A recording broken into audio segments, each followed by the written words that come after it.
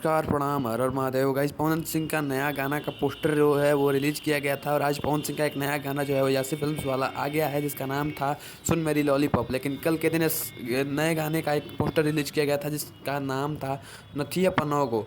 और इस गाने का टीजर जो है वो आज शायद सुबह में रिलीज किया गया है उषा फिल्म्स के ऑफिशियल चैनल से। और इसी चैनल से ये गाना जो है वो आने वाला है। आपको बता दें कि उषा फिल्म्स के जो टीज़र रिलीज़ किया गया है, इस टीज़र पे दर्शकों का भर भर के प्यार मिल रहा है। और ये गाना जो है वो एक तरह से स्टेज सॉन्ग होने वाला है, जैसे पवन सिंह का इससे पिछला बार भी हथियार गाना आया था, उसी टाइप का ये गाना होने वाला है। भैया ये बात तो मानना पड़ेगा कि power star Pawan Singh back to back धमाका करते जा रहे हैं और बहुत ही जल्द पवन सिंह का ये गाना रिलीज किया जाएगा नथिया पन्नोगो। इस गाने में आपको पवन सिंह शिल्पी राज की आवाज़ है और फीचरिंग में पवन सिंह और कोमल सिंह दिख जाएंगी आपको।